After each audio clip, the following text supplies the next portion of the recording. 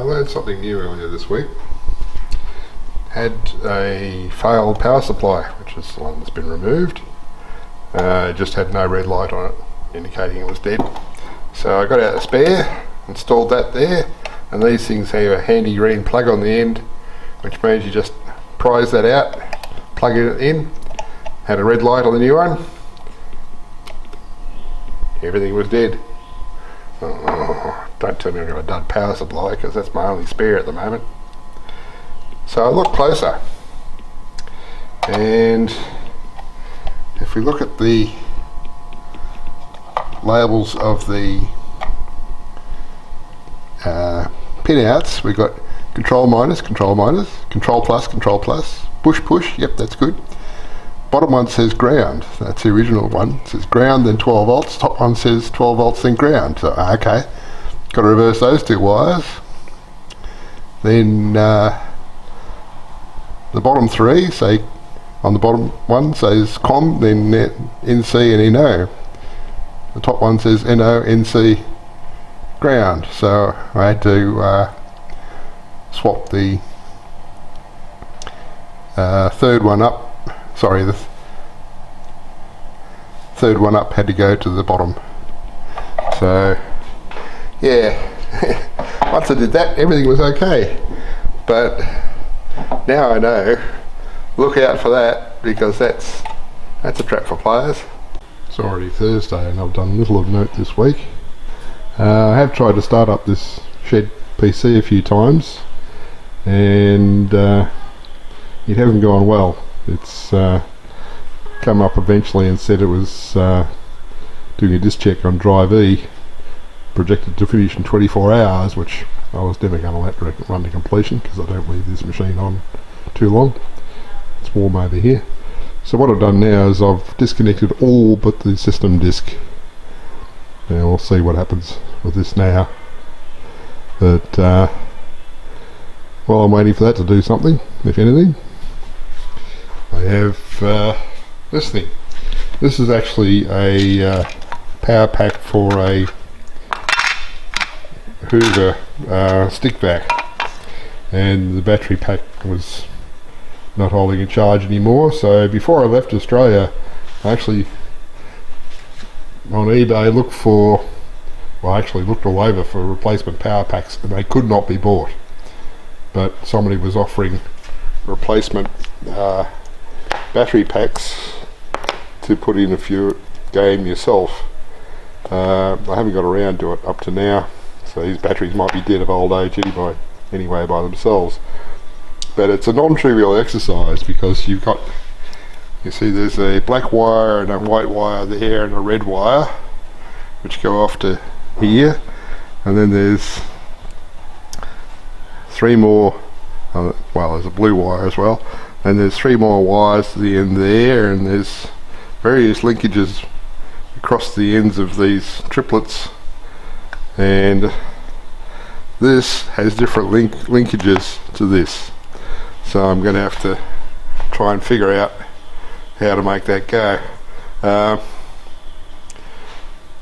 And I had a look on eBay yesterday, and there's actually now a third party who are selling these battery packs. They've manufactured their own to match, but they're not cheap. They're $90. So given the stick vac cost originally about $130, that's a pretty substantial hit. So I'm just wondering, well, if I can't get this to go myself, I'll get one or two of those brought with friends who come over next year. Yeah. Meanwhile, this doesn't appear to be doing much. It's doing disk activity, but I'm not seeing anything else going on. Oh, I'll leave that to do its thing for a while. I might just wander off to the toilet. Well, that was weird. I came back from the toilet and it was still just doing disk activity. The screen was black. So I thought, I wonder what happens if I plug the other screen in and reset it. Maybe the startup and then subsequent stuff will come out on the other screen. So did that, reset, come up straight away and gave me a login screen. So Bugger if I know what's happening, as usual. May take me a while to get my head around this. I figured out that this one is in series from a starting point here, goes through there, linked across there, back down through there, linked across there, back up through there. So there's your 21 point something volt in series. These are series from there through there, back to there. Same with this one. So I've got to figure out how to reconcile this and this using the way those are linked currently. My head hurts thinking about that, but I can make it happen. I've just got to figure out where our polarity is, I guess, and where our starting point's going to be, and connect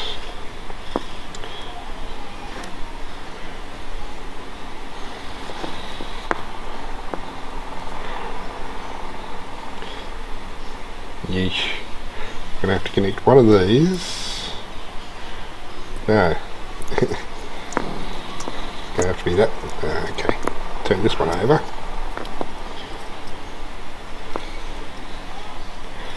So what I need to do is join that one and that one.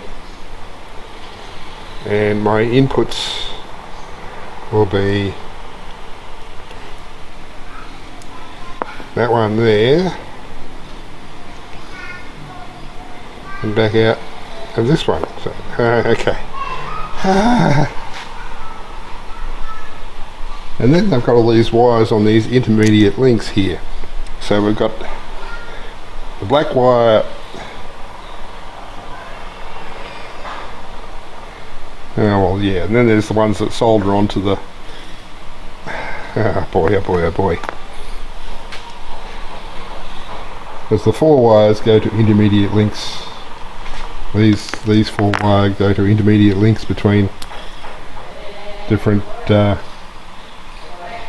pairs of batteries. So, oh my god, I think I need to go away and draw up a wiring diagram for how it's wired currently and how I need to change that to wire for these.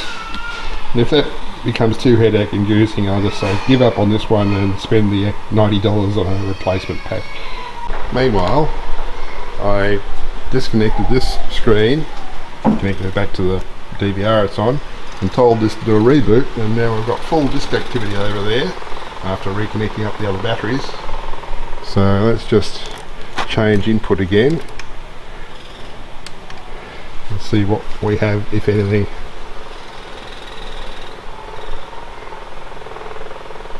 Okay, so it's thinking about, can I boot?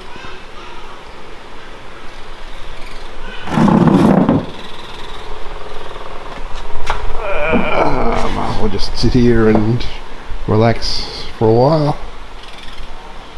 I don't think it likes those other discs connected. I tried to power them up and connect them while it was live, and it just didn't recognise them.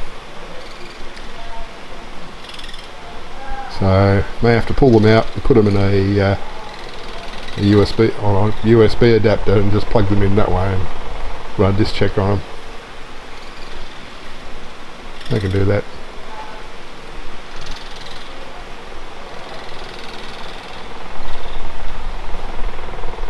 PCs, you gotta love them, or embed them in the wall. Here we go, it's back on drive E again. I'm making faster progress than it has what was yesterday, but you'll see that the ETA is increasing. And the last time I looked at that yesterday, it said something like 32 hours, and I said, nah, not happening. So I'll sit here for a while letting this happen, and then consider doing something else. I unplugged the bottom drive, given there was 2 additional drives in there, and having unplugged the bottom drive, this thing is now counting down time. Previously it was up to an hour and a half already. So this might be enough to get us through. then I'll have to write off that bottom drive, or pull it out and put in the USB adapter. Well, that got us there, so yeah, definitely got to pull out the bottom drive. Well, I seem to have this PC largely doing the right thing. Now all I've got to do is add the hibernate option to the menu, and I shall hibernate it and go away. I pulled that drive that was preventing it from starting up properly, so I'll drop that in a device over at the house to let me connect it via USB to one of the other machines and see what I can sort out on it. Well, I put that suspect drive in a caddy and it's toast. It's going to get its magnets harvested. It's Friday, so it's going to be a fairly short video this week, but I did learn something else overnight. My friend Pete sent me a link to a thing on YouTube about Windows 11 and that sort of meaning lots of PCs winding up in the trash. And in the comments for that YouTube video, somebody pointed out that you can install Mint Linux, install VirtualBox on that, and then successfully install Windows 11 on a virtual machine. And the virtual machine will provide the necessary things for Windows 11 without the underlying hardware having to have that. So there's our way of upgrading unupgradable machines without using Rufus. Just use a virtual machine. And I figure you could do that, and then any applications that you're running on Windows 11 that you can find native applications for on Mint means you'll progressively decrease your reliance on Windows 11 until maybe eventually you can get rid of it altogether. That'd be a good thing. Yeah, so I might use the other disk on the machine over the shed and give that a try. I'll pull off there. I'll pull the SSD off so that when I install Linux it doesn't blow away my SSD with Windows on it, and then install Mint on the other disk and see if I can run up a virtual machine, because that machine over the shed used to be my primary desktop machine at home before Monster was built, and I used to run the virtual machine on that for work. I would have the SOE image for the that was required by my job running on a virtual machine, which gave me much superior usability and performance than the company issued notebook would. So that was a good thing. So that machine over the shed is quite capable of running VirtualBox, and it was doing that on Windows 10, so it'll probably work even better on a Linux distribution. So that'll do for today. I think I'll just tack this on the end of what I've got already and do a shorter upload this week.